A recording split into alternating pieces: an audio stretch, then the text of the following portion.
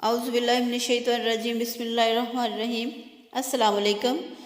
ایک بادشاہ نے کسی بات پر خوش ہو کر ایک شخص کو یہ اختیار دیا کہ وہ سورج غروب ہونے تک جتنی زمین کا دائرہ مکمل کر لے گا وہ زمین اس کو الاٹ کر دی جائے گی، اور اگر وہ دائرہ مکمل نہ کر سکا تو سورج غروب ہو گیا تو اسے کچھ نہیں ملے گا۔ یہ سن کر وہ شخص چل پڑا۔ چلتے چلتے ظہر ہو گئی تو اسے خیال آیا کہ اب واپسی کا چکر شروع کر دینا چاہیے، مگر پھر لالچ نے غلبہ پا لیا اور سوچا کہ تھوڑا سا اور آگے سے چکر کاٹ لوں۔ پھر واپسی کا خیال آیا تو سامنے کے خوبصورت پہاڑ کو دیکھ کر اس نے سوچا اس کو بھی اپنی جاگیر میں شامل کر لینا چاہیے۔ الغرض واپسی کا سفر کافی دیر سے شروع کیا۔ اب واپسی میں یوں لگتا تھا جیسے سورج نے اس کے ساتھ مسابقت شروع کر دی ہے۔ وہ جتنا تیز چلتا پتہ چلتا سورج بھی اتنا جلدی ڈھل رہا ہے۔ عصر کے بعد تو سورج ڈھلنے کی بجائے لگتا تھا پگھلنا شروع ہو گیا ہے۔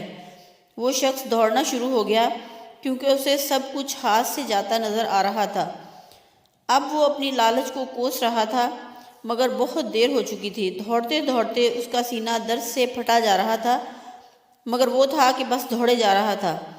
آخر سورج غروب ہوا تو وہ شخص اس طرح گرا کہ اس کا سر اس کے سٹارٹنگ پوائنٹ کو چھو رہا تھا اور پاؤں واپسی کے دائرے کو مکمل کر رہے تھے۔ یوں اس کی لاش نے دائرہ مکمل کر دیا۔ جس جگہ وہ گرا تھا اسی جگہ اس کی قبر بنائی گئی اور قبر پر کتبہ لگایا گیا جس پر لکھا تھا اس شخص کی ضرورت بس اتنی سی جگہ تھی جتنی جگہ اس کی قبر ہے۔ اللہ پاک نے بھی اسی طرف اشارہ کیا ہے، والعصر ان الانسان لفی خسر۔ آج ہمارے دائرے بھی بہت بڑے ہو گئے ہیں، چلیے واپسی کی سوچتے ہیں۔ اللہ پاک ہمیں موت سے پہلے موت کی تیاری کی توفیق عطا فرمائے اور خاتمہ بالخیر فرمائے، آمین۔